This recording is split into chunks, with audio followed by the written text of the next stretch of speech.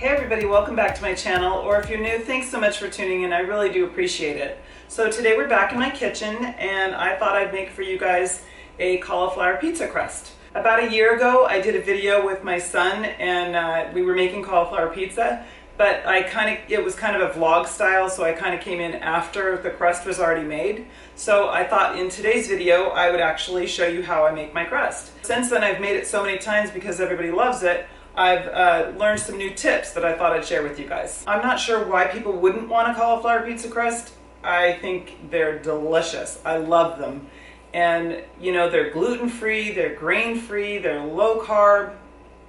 You're replacing a vegetable for a bread. So really it's just a few simple ingredients plus some spices. It's 4 or 5 ingredients plus spices. So it's really fast and easy. The first thing that I do is I buy this riced cauliflower from Trader Joe's, and it comes in a 16-ounce bag. It's right down the street and I just like it already done. It just makes it a lot easier. So like I said, I've made a lot of cauliflower pizza crusts, so I've learned some things not to do as well as definitely things to do. So the first thing I would suggest is that you not freeze this and then try to use it. It just ends up way too wet and it makes the crust kind of soggy. The whole idea behind this is that you can eat it that night, or you can put it in the fridge, eat it in a few days, and it's still gonna have that kind of crispy crust. So if you do choose to rice your own cauliflower, I would make sure that you really drain it. That's one tip. Then I've got mozzarella cheese already shredded, Parmesan cheese already shredded, and since I'm making 2 crusts, I'm gonna do 2 eggs.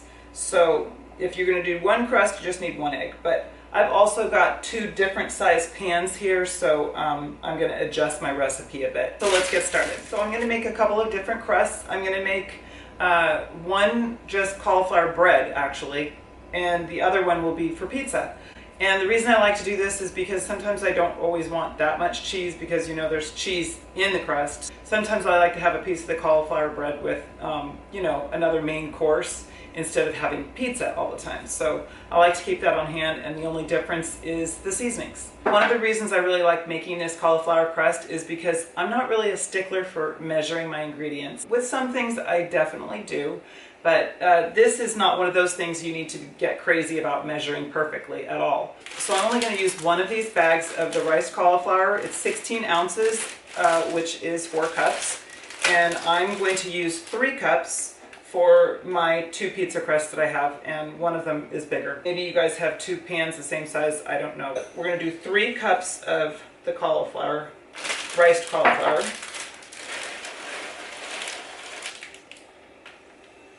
And then I like to mix my cheeses. You can use any cheese you want for this recipe, but I really like the mozzarella and Parmesan together. We're going to do 2 cups of cheese. Mix those.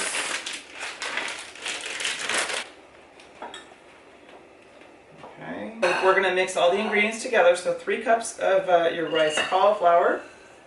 And then I've got 2 eggs that I've already beaten. And then 2 full cups of your cheese blend, the cheese blend of your choice. Then we're going to mix that together.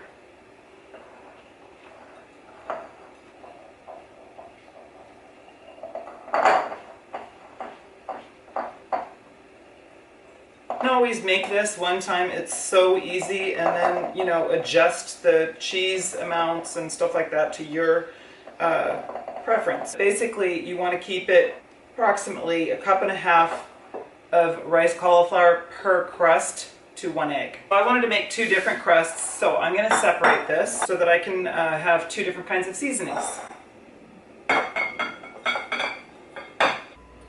Okay, there you go. This one's a little bit less because it's going to go on the smaller pizza pan. So for the first tip for a good cauliflower crust is to choose seasonings that you love, your family loves, and make sure that they're strong enough to kind of mask that cauliflower flavor, because cauliflower does definitely have a strong flavor. But I find that if I add enough seasonings, you just don't really notice it. So I'm going to start with a 1/4 teaspoon of salt, and I do measure the salt. And this one's going to be for the pizza crust, so it's going to be it's going to have a little bit more seasonings. I'm going to do another 1/4 teaspoon black pepper. And I don't really measure this usually, but I'm gonna say it's probably about a tablespoon that I add, and I don't really mind if it goes over. That onion is gonna give it that nice strong flavor. So this is just Lowry's onion powder. Now you may want to go a little easy on the garlic. It depends on if you like garlic or not. This is Lowry's garlic powder. I'm just going to sprinkle that in. My oven's ready, so it's not too overpowering. Okay, then I've got oregano. I'm just going to eyeball it. And last but not least, basil. Yum. Okay, so that's for the pizza crust. Okay, so that's it for the ingredients. We're just going to mix all that together. Smells so good. Okay, so the next two tips. The first tip is get yourself a baking stone. These are the best for pizza. They're really, really great.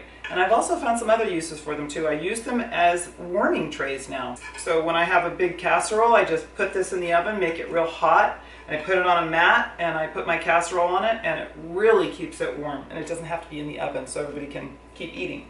Anyway, so get yourself a baking stone. So tip number 3 is to oil your pan. Make sure it's really well oiled. I've already done that. And this is 100% avocado oil, and it just is a really nice spray. Okay, so I've got my baking stone. It's nice and oiled, and this is so easy. We're just gonna put this right in the middle, put it all in one heap in the middle. Make sure you use a rubber spatula and just start kind of pressing it down and moving it towards the outside of the pan. It's that simple. You know, I haven't really experimented with making thicker cauliflower crust, but that might be good too. Like, you know, if you don't want pizza, maybe that would be good for bread. Instead of making it thin, you could make it thick. Don't leave any holes in your crust. And if you do have tiny little holes, the cheese will definitely fill that in. Then after you have it all towards the edge as much as you can, I kind of just like to go around and just kind of like clean up the edges with the rubber spatula. This is a nice sturdy rubber spatula. It's pretty thick. It's not real flimsy, so you might want to get yourself one of those. We'll put that one aside. Okay, so for the bread, I'm just going to do a dash of salt, oregano. I'm basically going to make it the same, only I'm leaving the garlic out of this one because I actually made myself some rosemary butter. I grow fresh rosemary outside, and I just chopped it all up and made rosemary butter. So I think I'd like to put that on this. That will be delicious. And then this is onion powder. So I think that's all we're going to do for this one. And the rosemary butter that we put on top will help mask that cauliflower flavor also. Okay, so again, we're just going to put it right in the center.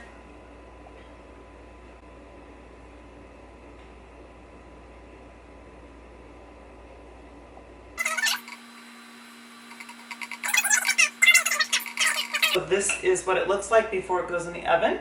And I've got it preheating at 425, and we're going to pop them in for 12 minutes. Okay, so one thing I kind of like to do, change the rack, but make sure you rotate them so that they're not just getting crispy on one side. A couple more minutes. For the final tip, you want to make sure that you're going to take them out and you're going to flip them. If you guys don't want to mess around with having to clean the pan or anything like that, you can always use parchment paper. But I have this big, huge tool, and that really helps to flip it.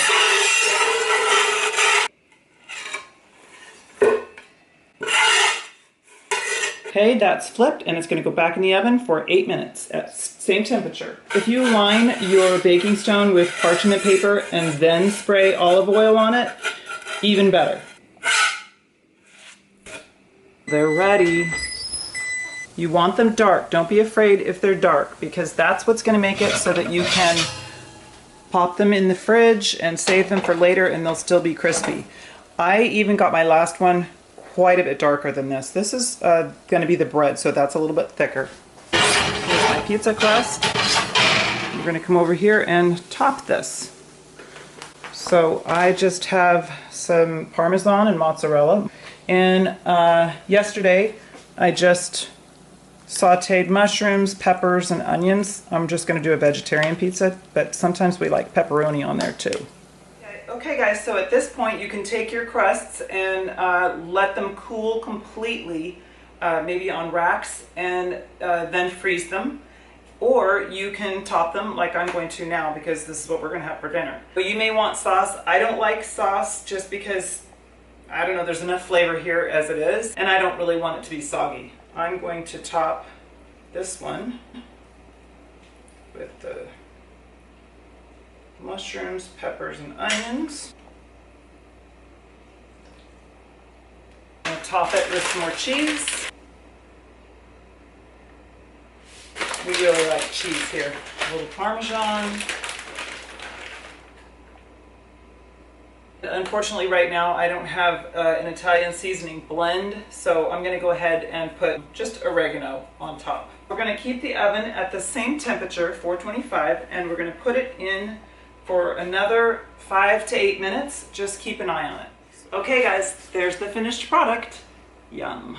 So a few things to remember. Make sure that you add plenty of seasonings to mask that cauliflower flavor, and make sure you get yourself a pizza stone and oil it, or use parchment paper with oil on it.